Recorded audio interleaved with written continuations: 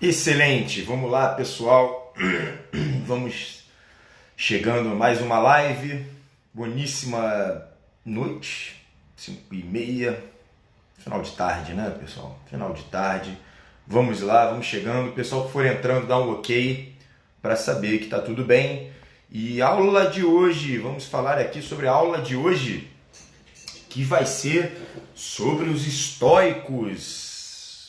Quem já conhece, dá um ok aí também, porque é uma filosofia antiga, data de mais ou menos aí 500 anos antes de Cristo, e é uma sabedoria que, pelo contexto histórico, ela está muito bem atual e cabível. Olá, Ana Lu, vamos lá, então, hoje não tem língua, não tem caída. Tem língua sim, caída, aí depende da cadeira, não depende de mim. A gente vai abordar esse tema também. Então, né, quem são esses caras? Enfim, os filósofos, eu não vou contar a história deles, né? Mas a gente vai contar sobre o que eles falam e como é que a gente aborda isso, como é que a gente leva isso para a nossa prática cotidiana. E isso é importantíssimo para a gente, porque essa é a filosofia que permeia a minha própria vida, a vida do Bruno, que vos fala, e é esse mesmo, eu tô com uma tosse aqui terrível, que a gente vai conversar hoje sobre a filosofia na prática, a filosofia dos estoicos e como que tem gente, né, principalmente aí alguns filósofos e alguns psicólogos que criticam levianamente. A gente vai conversar bastante sobre isso hoje, então vamos lá. Bom, como é que eles vivem? A primeira premissa, né, dos estoicos é que nós somos seres racionais e sociais. Então tudo que vai vir daqui em diante, vai vir a partir dessa premissa. Não, se nós somos racionais e somos sociais, nós devemos agir da melhor forma ali dentro. E aí já começa as divisões. A primeira divisão que eles falam que é o seguinte: olha, você precisa dividir o que está no seu controle e o que não está no seu controle. Já começa um pouco de confusão aí, porque às vezes tem alguma coisa que parece estar no seu controle, mas não está no seu controle. Tem outras coisas que você tenta controlar e aí não consegue controlar. E aí isso aí já começa a dar uma baita confusão, né? Alguns momentos a gente fala, bom, e aí, eu tentei, mas não consegui e tal. Então, isso aí é algo que só você vai poder dizer, que vai estar dentro da sua reflexão. Eles usam, né, alguns exemplos bem, né, por exemplo, bem radicais do ponto de vista, a chuva, né? Então, você não vai reclamar da chuva ou do calor, porque, obviamente, você não pode controlar. Mas e quando é algo, por exemplo, relacionado à saúde de um filho, né? Então, e aí? Meu filho está lá, está se drogando, por exemplo, então e agora? O que a gente faz? Né? Então, essa questão, a gente fica já em cima do muro, porque fala, puxa, é a vida do meu filho, né? É a vida ali que cabe a mim, né? Depende, mas e aí? Ele tem 18 anos, tem mais de 18, como é que é isso? Né? Então, fica bem mais confuso quando a gente tem que intervir. Mas aí tem certas premissas que a gente vai falar sobre isso para você conseguir entender sobre o que está e o que não está no seu controle nesse momento. Então, a gente fala, o primeiro ponto deles, né, que é um ponto bem importante, é sobre a importância, o significado. Ou seja, isso que você está fazendo é importante, tem um significado. Se você não souber, ainda assim, a gente vai falar, puxa vida, né, durante a sua morte isso foi algo que deveria ser comentado, né? E aí é claro que a gente já começa a botar questões mais profundas para saber sobre a importância dessa sua própria ação nesse momento, né? Então muitas vezes, Carolina, a gente está falando agora sobre o estoicismo, né? A prática estoica na prática, na nossa vida, perfeito? Então a gente está falando sobre o que controla, o que não controla. Logo em seguida a gente já fala sobre como você vai dividir o que você não controla, para você não, obviamente, não despender muita energia, muita atenção, né, e preocupação em algo que você não vai poder controlar, não vai poder fazer nada. Então a gente fala primeiramente sobre a importância, né? Quando a gente fala que é importante, você pode até confrontar isso com a sua morte, seu momento de morte. Não, isso aqui realmente é importante. Mas farei o meu melhor. Vou fazer o que, porque isso realmente é importante, farei o meu melhor. Mas se você está vendo que você não tem controle sobre isso, o ideal é fazer exatamente ao contrário, que já é uma técnica, não é técnica, é um ensinamento do próprio Buda, né, que é a teoria do desapego, do budismo, que o desapego, ou seja, estou tentando fazer o meu melhor, não consigo, não estou vendo grande resultado. A coisa ali não parece estar formatada dentro da minha atenção, dentro da minha capacidade de ação, ou seja, não está no meu controle. Então abre mão, está na hora de abrir mão, está na hora de você desapegar dessa tal coisa, por mais que pareça doloroso. E aí o que acontece nesse momento? Aí já começa outro intempérie. Começa que a pessoa fala assim, olha, não, eu quero controlar o incontrolável. Qual seria a consequência dessa premissa? Muito fácil, é o sofrimento. E aí, como é que você vai fazer? Eu vou falar para o meu paciente, bom, olha, eu quero controlar algo que não está no meu controle, eu vou falar muito bem, então prepare-se para sofrer. Então sofre, vai fazer o quê? Né? Vai ter que aprender a sofrer. Se você quer controlar algo que não está no teu controle, você já tentou, já começou a fazer, está vendo que é importante, mas não está dentro do seu controle, então, muito bem. A gente começa, então, a fazer algo que enfim, vai desapegar, vai ter que praticar esse desapego, nem que seja na base do treinamento prático, vai ter que ir desapegando conforme a coisa for acontecendo, né? Os estoicos trabalham muito uma percepção, né? Então, ou seja, eles tentam perceber o máximo possível e até a ponto de praticar a ignorância das ações externas. Ou seja, o que é meu, o que é teu. Perfeito? O que é teu não deve vir contaminar o meu mundo. Eu sempre falo sobre isso.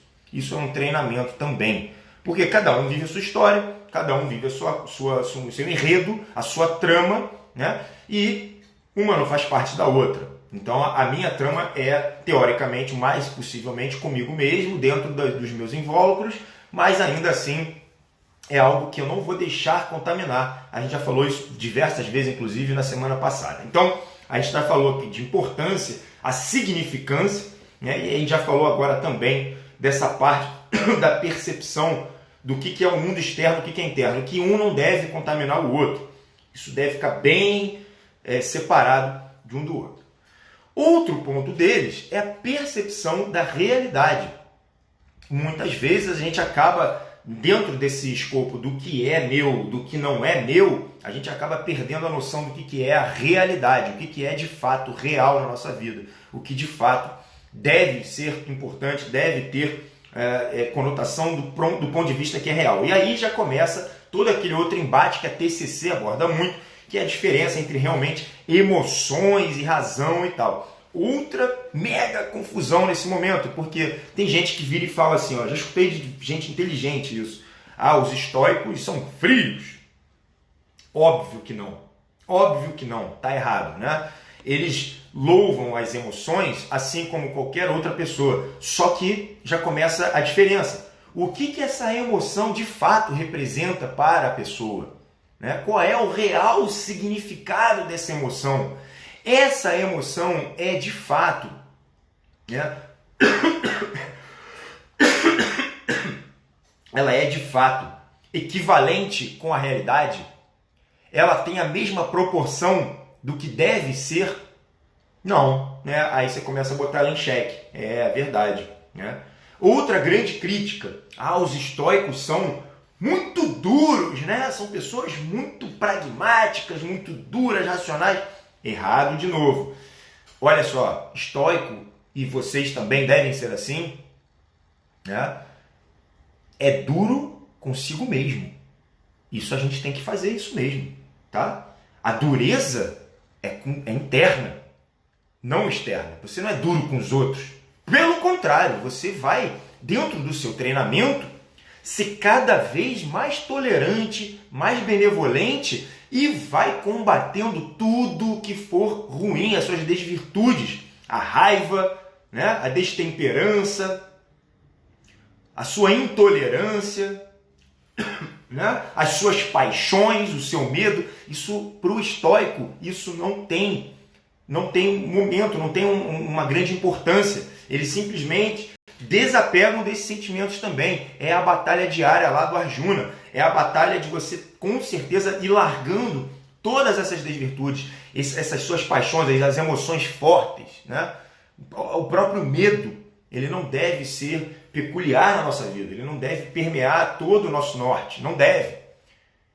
Só que você deve ser duro consigo mesmo.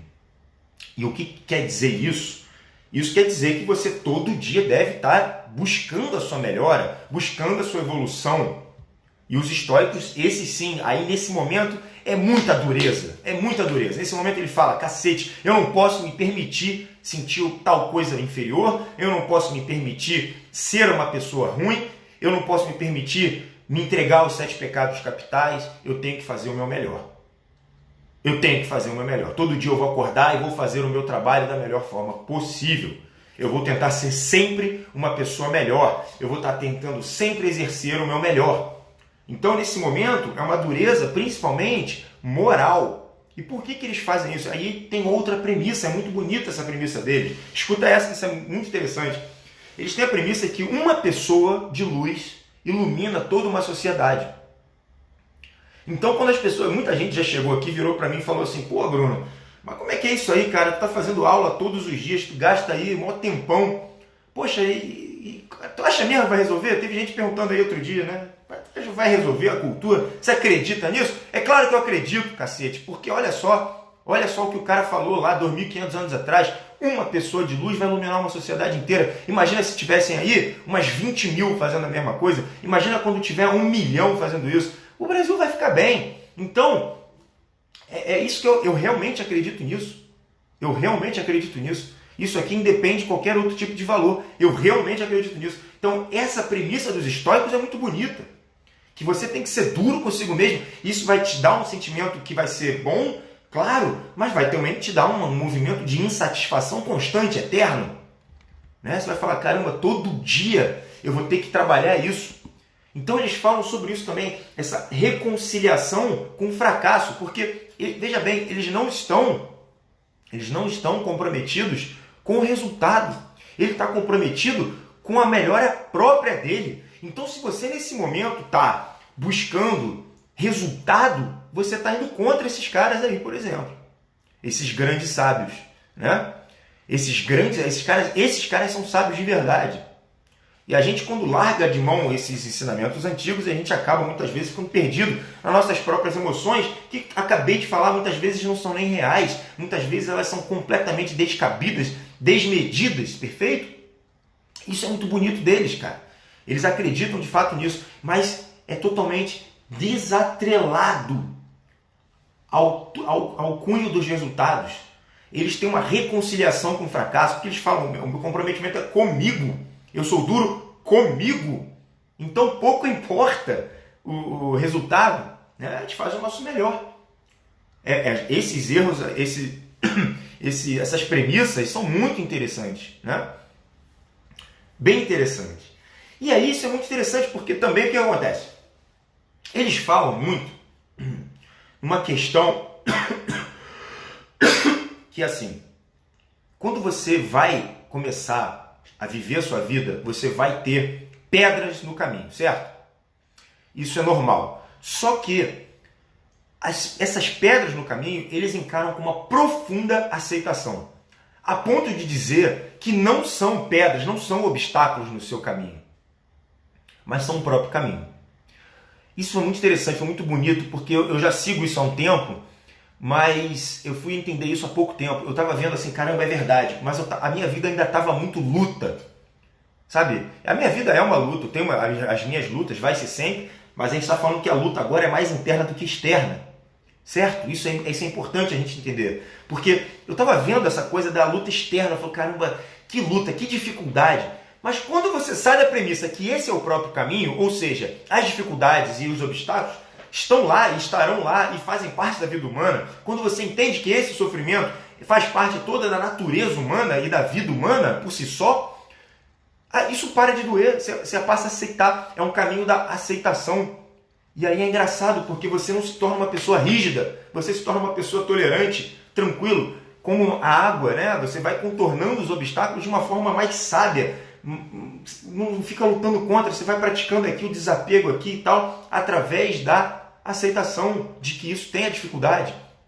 E nessa parte é onde você adquire a sua maior força, é onde você não está pensando nisso, mas você vai adquirir os maiores resultados, sabe? Então fica todo mundo aí falando esse monte de coaching, todo dia aqui no na internet, falando sucesso, os caceta, ganhar dinheiro, não sei o quê. Estão perdendo o fio da meada, cacete. Estão perdendo o fio da meada, estão perdendo o que é mais importante, que a gente está falando o que é. Foi a primeira premissa dos estoicos, que é o significado, o quanto que isso é importante para você saber se está dentro ou se não está dentro do seu contexto, está dentro da sua responsabilidade, se faz parte do seu controle ou não, porque resultado, meu amigo, não faz. Então não faz sentido ficar falando sobre essa bosta.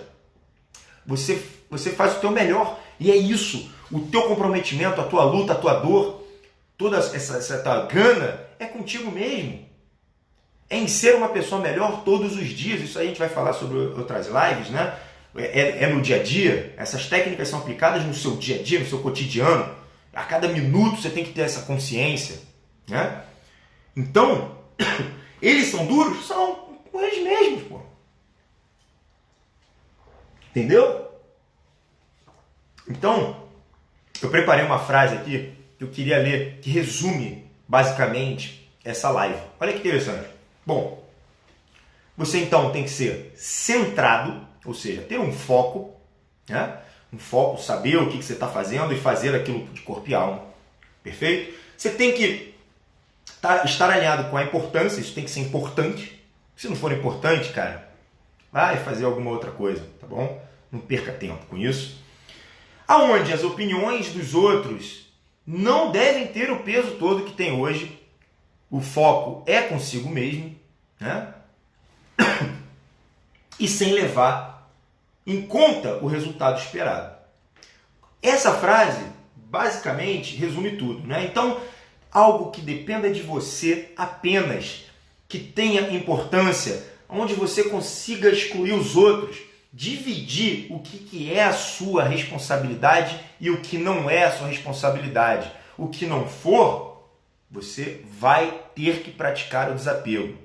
Se você falar agora para mim que você não consegue, só existe um caminho para você, que é o do sofrimento, né? Se você não aprende pelo Dharma, você aprende pelo Karma. Não tem outro jeito, beleza? Não tem outro jeito. Infelizmente, eu não desconheço se tem algum outro jeito. É ou pelo Dharma ou pelo Karma. Ou você escuta o que os sábios foram falando e tenta colocar isso na tua vida, ou a vida vai te dar um jeito de te ensinar isso. Perfeito? Então a gente começa a tentar praticar esse desapego. A gente tenta fazer o nosso melhor, acabei de falar. Comprometimento total no que é importante, no que está no seu controle. Sem pensar no resultado. Sem tentar controlar o incontrolável. Isso não. Isso só vai gerar o tal do sofrimento, beleza? Então, para quem pegou a live aí, no meio, volta lá, porque é importante. Isso aqui é uma premissa de toda uma vida. Isso aqui ajuda e permeia toda uma vida. Esses ensinamentos podem ser aplicados absolutamente em todos os seus campos. Então, escuta de novo, vai lá, são o quê? 10, 15, 20 minutinhos. Corre atrás disso, que isso é importante. Dá para você aplicar a todo tempo. Todo tempo. Perfeito? Então, Namastreta, nos vemos aí na próxima. Amanhã estou com vocês. Um grande abraço. Tchau, tchau.